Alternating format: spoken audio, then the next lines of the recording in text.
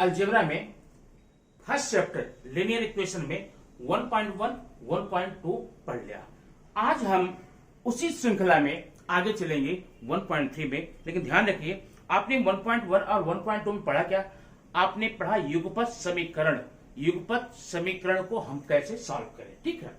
और युगपत समीकरण में जो विधियां अब तक आपने पढ़ी वह कक्षा 8वीं 9वीं में पढ़ चुके थे। अब इसके बाद जो चैप्टर आप पढ़ने वाले हैं युगपत समीकरण ही पढ़ेंगे, लेकिन विधि थोड़ी सी अलग है। उस विधि का नाम है डिटरमिनेंट मेथड, निश्चयक मेथड, क्रैमर्स विधि, क्रैमर्स लॉ, ठीक है। अब आप क्रैमर के नियम के बारे में तो जानते ही होंगे, सुन चुके होंगे। आइए देखते हैं हम कैसे इसको सॉल्व करेंगे। लेकिन क्रैमर विधि में जाने के पहले ये निश्चयक क्या होता है, डिटरमिनेंट क्या होते हैं, ये जानना हमारे लिए बहुत जरूरी होता है। तो डिटरमिनेंट में क्या होता है, जैसे मान लीजिए आपने यहां पर लिया दो ए बी सी डी, ये चार पद आपके हैं, चार अंक हैं, ए बी सी डी, ध्यान रखना। इसी को हम निश्चयक कहते हैं और इसमें का क्वेश्चन आपको 1 नंबर का आता है हल करने के लिए। बहुत सिंपल का होता है। कैसे? अब देखिए, ये तो आपका निश्चयक है।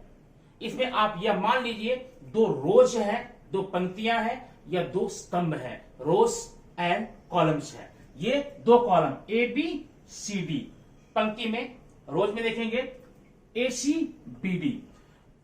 किसी भी निश्चयक को दिखाने के लिए हम इंग्लिश वर्णमाला के कैपिटल लेटर का यूज करते हैं। जैसे मान लो कैपिटल ए हो गया, कैपिटल बी हो गया, ऐसे कोई भी अक्षर का उपयोग हम कर लेते हैं, ठीक है। अब इसमें आपको मान कैसे निकालना है? अगर आपको निश्चयक का मान निकालना है, ध्यान देखिए, आप यहां पर u मल्टीप्लाई करेंगे a टू d, मतलब निश्चयक का मान हो जाएगा a d, ध्यान देना, a d minus C B. ये प्रकार से आप मान निकालेंगे तो निश्चयक का मान आ जाता है। आइए हम आपकी किताब से एक एग्जांपल लेते हैं। आपकी बुक का एग्जांपल लेंगे तो ठीक रहेगा, ठीक है।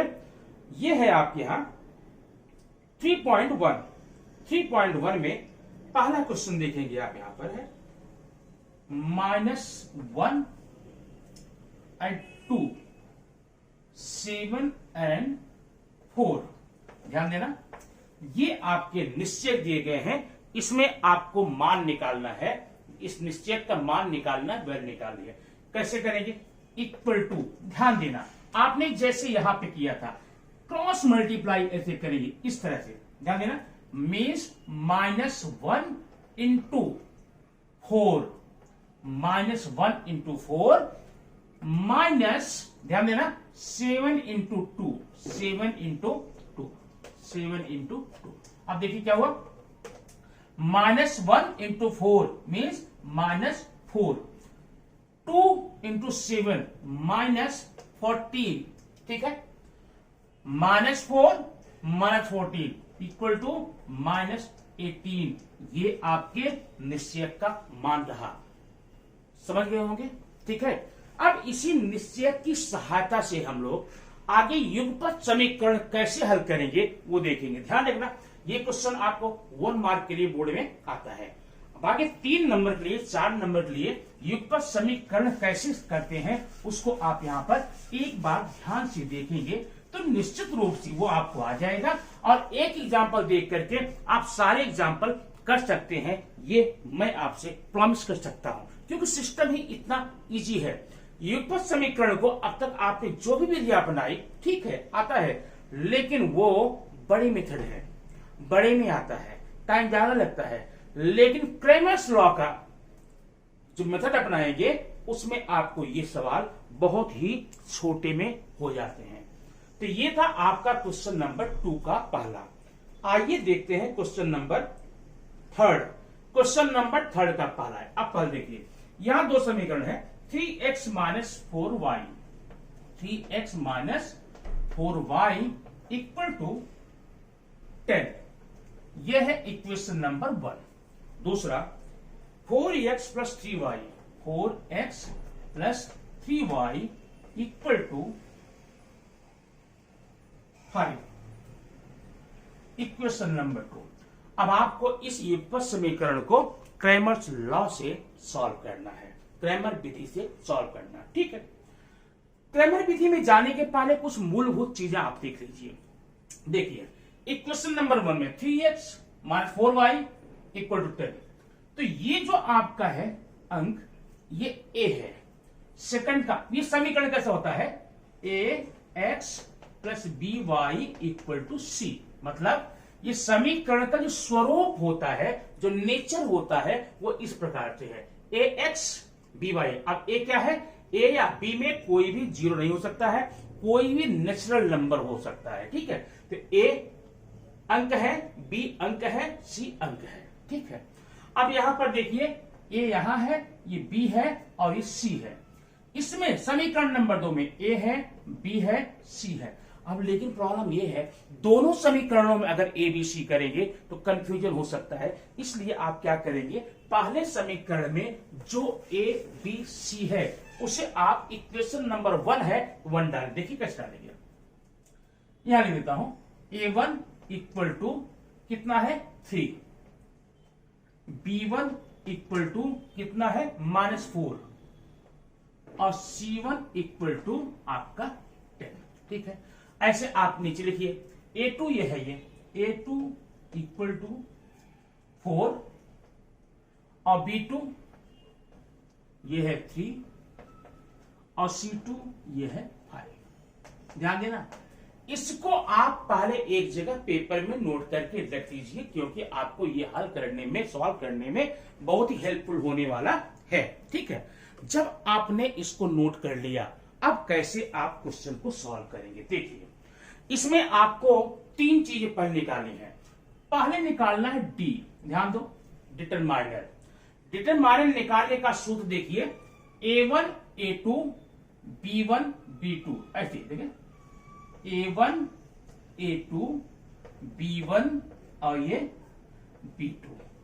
ठीक है, कितना हुआ, a1 की वैल्यू कितनी है, अब यहां लिखे हैं 3 4, ये देखिए 3 and 4, ये कितनी है -4 and 3।